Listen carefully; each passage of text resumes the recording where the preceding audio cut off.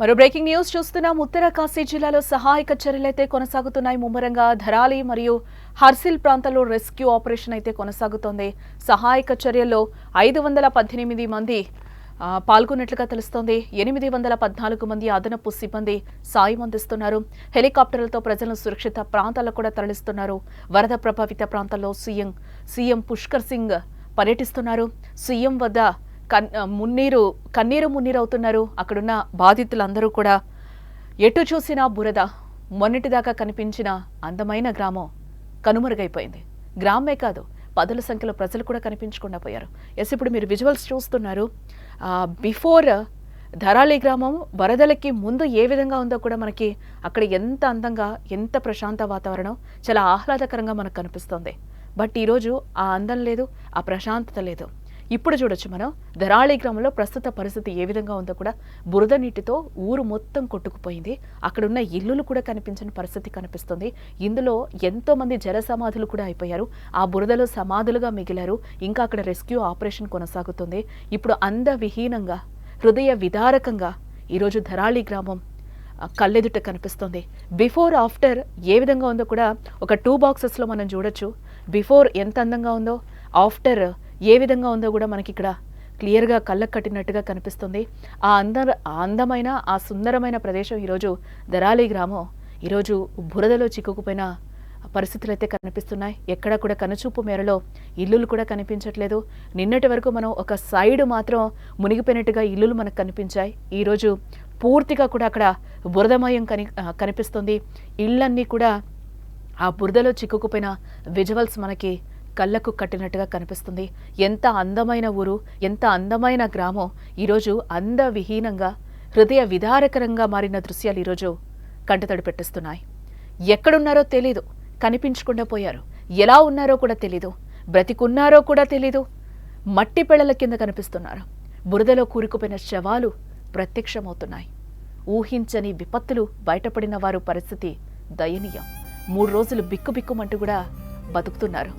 తమ వారు జాడ తెలియక కన్నీళ్లు దిగమింగుకుంటూ ఎదురుచూస్తున్నారు.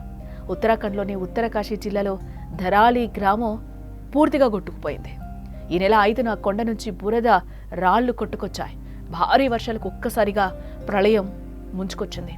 సుమారు 50 నుంచి 70 మంది వరకు జాడ కనిపించకుండా పోయింది. ఈ రోజు వరకు గల్లంతైన వారిలో సుమారు 8 మంది నుంచి 11 మంది సైనికులు ఉన్నట్లుగా కూడా మనకి తెలుస్తుంది.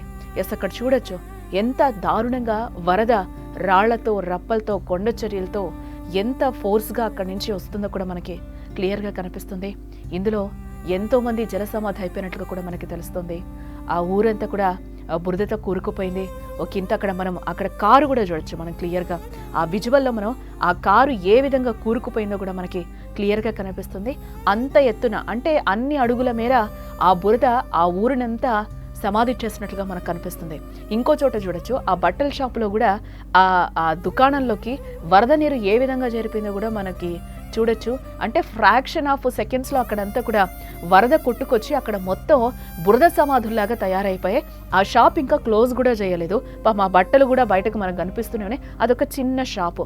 ఆ షాపు నిండా బురద నీళ్ళు. అంటే అంత ఫ్రాక్షన్ ఆఫ్ సెకండ్స్లో అక్కడంతా జరిగిపోయినట్లుగా మనం ఊహించగలుగుతున్నాం.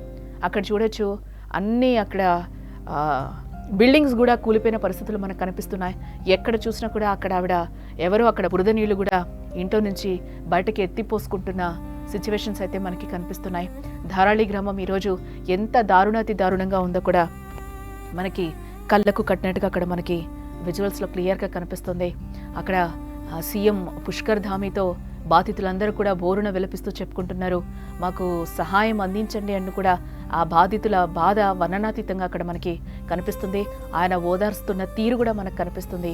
అండగా ఉంటాం, అన్నీ చేస్తామని కూడా సీఎం వాళ్ళకు ఒక భరోసానైతే కల్పిస్తున్నారు. 2 రోజుల పాటు సహాయక చర్యలు కూడా ఇంకా వాతావరణం అనుకూలించలేదు. ఇప్పుడిప్పుడే అక్కడ సహాయక చర్యలకి కొంచెం అక్కడ వెదర్ సపోర్ట్ చేస్తున్నట్లుగా కూడా మనకి సమాచారం అందుతుంది. కానీ గురువారం కాస్త వాతావరణం మెరుగ్గా ఉందని కూడా అంటున్నారు. వర్షమాగి ఎండ కొంచెం రావడంతో సహాయక బృందాలు ఇప్పటికే రంగంలోకి దిగినట్లు కూడా మనకు కనిపిస్తుంది. అక్కడ మనం చూడొచ్చు సహాయక బృందాలన్నీ కూడా అక్కడికి వచ్చి వాళ్ళందరినీ కూడా హెలికాప్టర్లు ఎక్కించుకొని వేరే ప్లేస్కి సురక్షిత ప్రాంతాలకి తరలిస్తున్న విజువల్స్ కూడా మనకి క్లియర్గా కనిపిస్తున్నాయి. పోలీసులు, ఇటు ఎన్డీఆర్ఎఫ్, ఎస్డీఆర్ఎఫ్, ఐటీబీపీ అలాగే ఆర్మీ బృందాలకు చెందిన మొత్తం 518 మంది, అదనంగా మరో 814 మంది సిబ్బంది ఉత్తరకాశీ జిల్లాలోని ధరాలి మరియు హార్సిల్ ప్రాంతాల్లో రెస్క్యూనైతే నిర్వహించినట్లుగా కూడా మనకి విజువల్స్లో కనిపిస్తున్నాయి. చాలా వరకు వాళ్ళందరినీ కూడా రెస్క్యూ చేసి వేరే ప్రాంతాలకైతే సురక్షితంగా తరలిస్తున్నారు. వాళ్ళకి సహాయక చర్యలు అందిస్తున్నారు. 3 రోజులుగా కూడా ఆ బురదలోనే ఉన్న పరిస్థితి, అక్కడ ఇంకా ఎంతమంది శిథిరాల కింద ఉన్నారో కూడా తెలియని పరిస్థితి. ఎందుకంటే ఈ క్లైమేట్ మొత్తం కొద్దిగా సపోర్ట్ చేస్తేనే అక్కడ మనకి అక్కడ సహాయక చర్యలు కూడా ముమ్మరంగా కొనసాగే అవకాశాలు కనిపిస్తున్నాయి. కాకపోతే అఫీషియల్గా 60 నుంచి 70 మంది కానీ లేకపోతే 80 మంది వరకు ఇప్పటి వరకు గల్లంత అయ్యుంటారు అనేది కూడా మనకి సమాచారం అయితే అందుతుంది.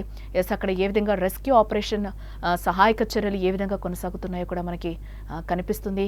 అక్కడ కూడా నడవలేని స్థితిలో ఉన్న వాళ్ళని, ముసలి వాళ్ళని కూడా ఎత్తుకొని వెళ్తున్న దృశ్యాలు అయితే మనకి కనిపిస్తున్నాయి. చాలా బాధాకరంగా కూడా ధరాళి గ్రామం పరిస్థితి ఉందని కూడా మనం చెప్పుకోవచ్చు. ఎక్కడ కూడా ఊరు కనిపించని స్థాయికి వెళ్ళిపోయింది. ఏదో ఒక ఎడారిని తలపిస్తుందని చెప్పుకోవచ్చు. ఈరోజు ధరాళి గ్రామం వాళ్ళ బాధల్ని సీఎంకి చెప్పుకుంటున్నారు. యుద్ధ హెలికాప్టర్లను కూడా రంగంలోకి దించారు ఇప్పటికే. అలాగే చినూక్, MI-17 అలాగే ALH చీతా హెలికాప్టర్లను రెస్క్యూ మిషన్ కోసం అయితే మోహరించినట్లు కూడా మనకి విజువల్స్లో కనిపిస్తున్నాయి. గంగోత్రి ప్రాంతంలో చిక్కుకున్న దాదాపు 400 మందిని హార్సిల్కు తీసుకొస్తున్నారు. అక్కడి నుండి వారిని విమానంలో సురక్షిత ప్రాంతాలకు తరలిస్తారు. తీవ్రంగా గాయపడిన 3 పౌరులను ఎయిమ్స్ రిషికేష్కి అయితే అధికారులు తరలించినట్టుగా మెరుగైన వైద్యం కోసం తెలుస్తోంది. మరో 8 మంది ఉత్తరకాశీలోని జిల్లా ఆసుపత్రిలో చికిత్స పొందుతున్నట్లుగా కూడా మనకి సమాచారం. వరద ప్రభావిత ప్రాంతాల్లో ఉత్తరాఖండ్ సీఎం పుష్కర్ ధామి బాధితులతో మాట్లాడగా వారు కన్నీటి పర్యంతమవుతున్న దృశ్యాలు కూడా మనకు కనిపిస్తున్నాయి.